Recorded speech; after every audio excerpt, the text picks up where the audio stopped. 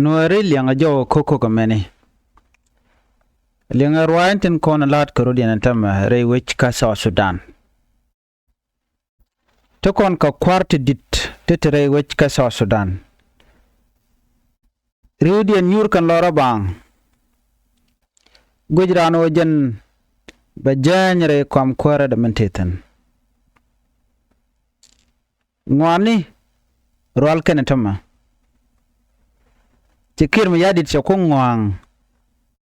katin kona lat karodian. Chabul mel yorar chikon dialangach. Na me tem shalat me bialin ka lode. Ano kuma South Sudan chele chekataye dan. Kiir mayaardit chakukech. Gwijano your uncle. Ano bejenre kwara nyogwech kanin. Nyogwech be nyok. Cha jojo gwan wone na erik nititi tituok tire South Sudan te kane tetepin ti sham ko ngwane ka shoot Kiir mayaardit la ja kama position ko bilan mo go abelat la ja mo ja kala no len la me brod yorten ka poweru brod dak ka jishingdo kaji duarun ke kaji weidun be kujeno dor dana bitin anjen dor buloy nitinerun be kujet gwano koma chaka mimo kam kaji jikojin tire duanware ke tire janeba jan jamalarno report me en walle ke shangan wel dogdien kapay wel ke ronkin dangro jandangro diech bana jowme bana jelinka lode enu Kiir mayaardit che tanyen wone ramu wati de jek kejia ti Charlotte batara baje kwedrar che chen ngwan che ngun Kiir shegme shanen pan Ramadin me lalat Kiir mayaardit chet ke wudu shal ka me bol mel ka baje be woch atodne ko domi machine dial cherong loidian no de bol mel de woch bol mel cha kanwi ke chok dangwan to gujeron wo arami mo cha de le mo woj ma dong te ka power midin me te keje te ka lang medin metekeja ci bol mele gujeno ci tiega long ka kom Kiir mayaardit ano dara kom dara janang ci bujojeno bol mel gwal pele je jenne chema ne jen a chema me chalan je to de kwaje le dep kaja ci kujeno jen charongten Jarode to Kiir daga ga shemane daga ka neka ka kwikwam daga mo wala che jojo gwano shi bol mel che le telot jala rami mo me zero ntama ke shabang jaw ku kon le linga we kane dialan kon ngujeno bi janyare kuma ka Kiir mayaardit Netin konden shane ken shakalok. Netin konten gwijo biken mandan let kena ka powerin bikena lat. Chicken jogdian chicken liech. Ka chicken nyamdian gwadan ugatin chicken ngajeno wukene. Ka shamandan lat ke Kiir mayaardit chicken calculate no Kiir mayaardit do ngumu goromo. Malara na kwanya mo ka beja woch. Chiran cherga mandan der lat wede. Kiir belgaje ne tungwan jojo gwano Kiir mayaardit tilere kan dial gor jeno de widar ta kamalla tok la jaka me power ko bi power bi je use brodo dal ka twek bonyi yer bonyi michi chajo daga shikidi yo be yorar jonji shibat lan mdidi ne ngai ke ke bol mel power ya kam changa tabanda ngaye tege ya power medid long ko ramisha kwany ala vice president ka cha ala kwany ba ala first deputy chairman ka kuma SPLM mu guru point de kirma yadit tega power de mel jor anyo bojen cha ala mu ke power dangro te bom an bol mel cha ala kwany la ran national security service nere kono gwe ke wich ki ganga kirma yadit jen cha je la kwany ba la general full general mchai ko la full general which mean that chitiako be general mandanan be president chibul mel cha power ke liu cha jere ale ka chegu jeno taram de jowoch gwade dan chana right ano tem babul mel peno bala kwar muwega kane dial nen yen gatin tama muwega tabande ngai muwega kun poch muwega wud janga machal ga cholton balok muwega Dr. Guy Cook ne dial nen yen gati tangar ke ngar dunkir mi yadide chaje ngeje no ken ke ritual ke bet ken ke shamani de shalan ke to de kwana la deb ke changa wuga kit wuke dien we tok ba yor tong mi betelot kendial luang din edan bom din edan be shwa zero shit kamen chalet ka bol mel che tel power che tel luang chaje yor pin chet ka ting ngai kon ting kwangambor me chaje mil la tio la ja lot ke me a lo yo chako tok cha ko cham ke le chuk don ting de men pi ga cha ga jwat ba yor tong mi chila da da kan wena ma nyen ta danan cha bol mel cha lel ke je du no ko dum bol mel ko le ni point tiang point de ko je rami mo mi che ko be kwer be je kan rami ko ba cholo no jala president dung so Sudan ke le o rami te ke power lot ke je men kum Uganda where's a UT million US dollar to come kum Uganda la Uganda people defend force kama kaka moja kaka kwak tungwan ka baje boje tiak ke riet kel karwade ke kor menene ano shabul mel chaje yorar ti bol mel che power che chubat bol mel kana ngaje no no mebe ngaje na ta dana nget karu ngene ke mi yadit ke ja kuije no chungwane we daklane bol mel cha chamen chare ay ngach jen che goro be kube jelat be tabande ngai ne di ala ko kena to be ken vol but en ku mo chikana plan kana jankian en wo bi kana bukan uru shal kame president self ke mi yadi baje yorar baje joirar ko jen don we me dan charo je no chibul mel korbe jek unless che ku jelat ko bul mel chaje sanction international community kata dana wache corruption che jelat keje so bul mel te chance de jane chi mechi kona lat la ko right ni shang chance bul mel enemy she kirm yadit che kon duin kwara mi che duin yo a che te ka power che te ga dine te targa kore den gwadana ba bul mel ba kula recognize kume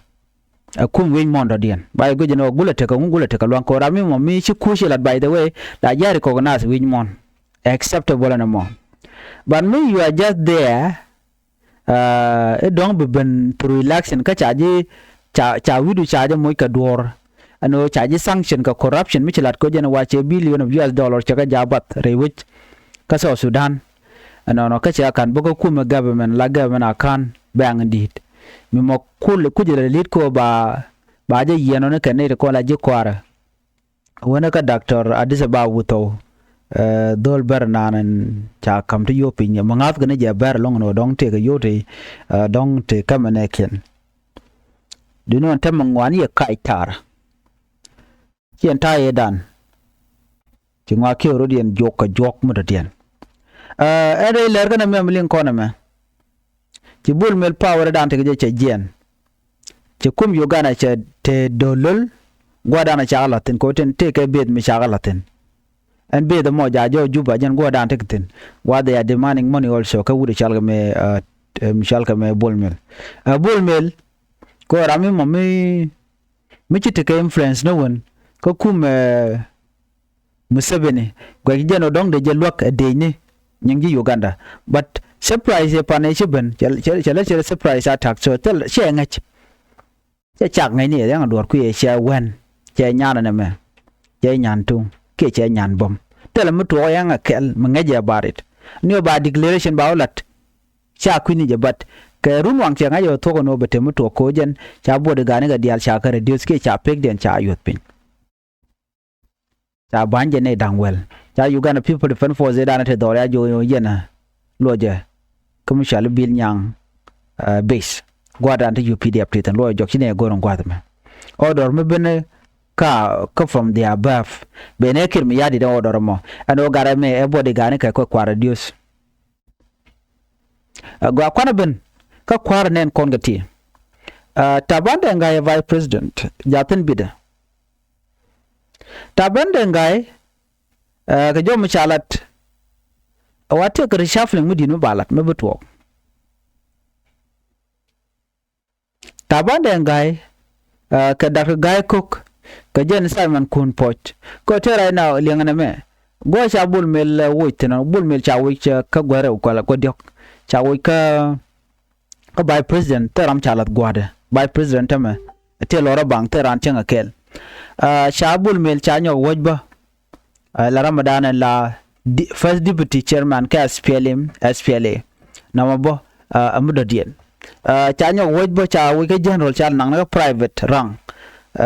kacha tele access ka national security service cha dismiss ka tidial power da ro kula loka je da ro kula ka ji Uganda je tele je den cha tolerate gen na question one na misha garme cha tolerate gen tabande gaje na 7 tama Cholton balog gen 7 tama rega ku gen 7 tama saman kun poje na 7 tama gwada konditin ko ganeti very powerful ganeti tete ngore kuma kake mi yadi wona kwang shora lane woga jen wi shalga me general fona moy kenedi ti te pai nong ti we mean that new general te gane ko ken ba nong re kuma ka general call kuch akol kor kujene ka gwada ran chala ro derben ban ngore kanalun right now lat ko no nena kan garden yanga ti gwaza me ti tere kuma kakin yadi dan tama kan chikan diya kan ere kokien ano shere me dan bol mel me kana watch ano tel mi shit ke by the way but surprisingly chajo we ka do mi expect bu yenede mu we kan chikan garden chikan mir chika Simon Kun Poch third deputy ka kuma SPLM tabande nga a vice president Dar Guy ku gwada mi jani ka jongle te ka tetwokten by the way mi kan yana ngach jongle te tetwokten dora tu da shalka me Dr. Guy Cook teten Dr. Guy Cook dora ka jongle state gwe no dong ba jo me changa chi complain che bendio je shanen complain ma wa Dr. Guy Cook jen chana che ka kwan ka tok da wajen te ne ke che mana ke ne te noge ya te kwanya awagwe je no dong baje wuch no me shaling tiang we gan tabande ngai but right now sorry we can would shalka me bulmel so tabande ngai kwaje jong de jo boka kor gwaten be nobody know but you tabande ngai go related it unless baje kon wuch ko position ka ke ba secure gana ba kon watch ba je detain chir me chalat ka garme den apre da de je kul watch ko jen do be da ne sha kon lat na kon a lot kun ji ka doro gwada antinin ba secure ke lew ba je nyok me gar ke ja budo kar wadu ke dech mi chale ke kume mete wana mo ka tele me do dien mi ledi so right now gadan wanen kon ti they are not safe right now ko kume take a lot of things to talk. By the way, Tabandenga, yes, a vice president, but tell me that I can charlotte right now.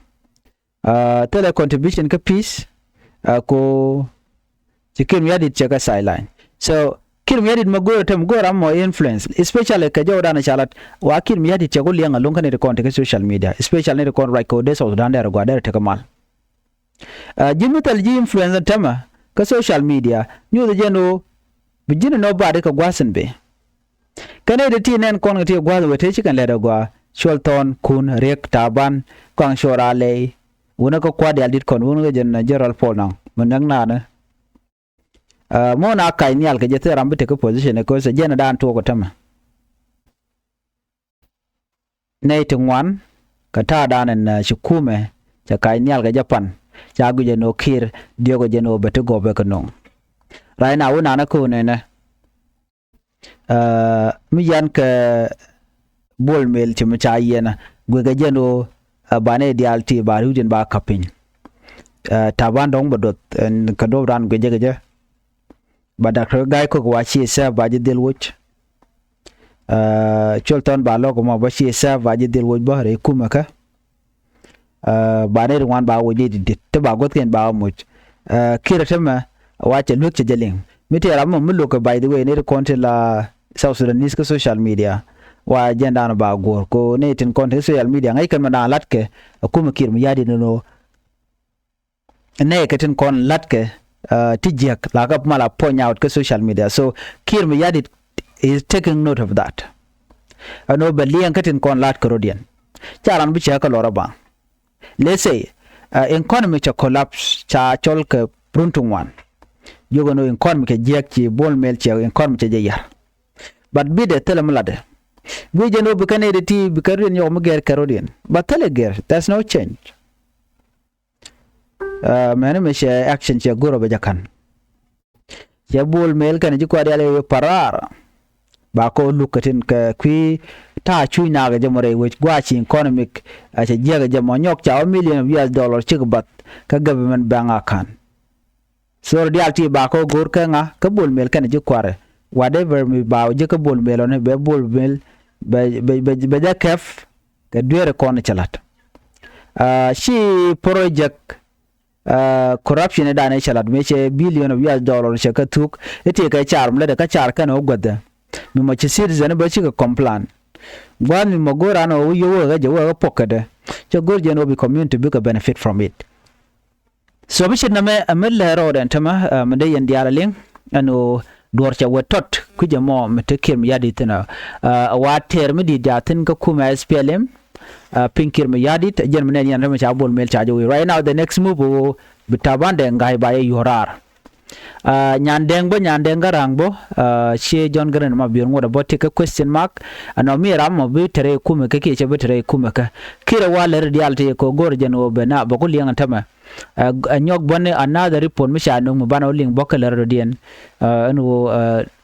taban sorry dakama char gwe jeno no dong ba je lun ka kor goden be wakir gwe ke jeno be peace ba je implement nyok ke bolo ka direction e dana shabat ne tila advisor ke tin cha advisor je ka wache ngaje no goro ni jeno be bare kuma ka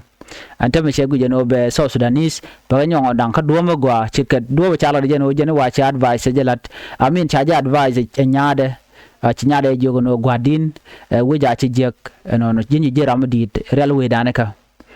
so dong che dunya de che jiling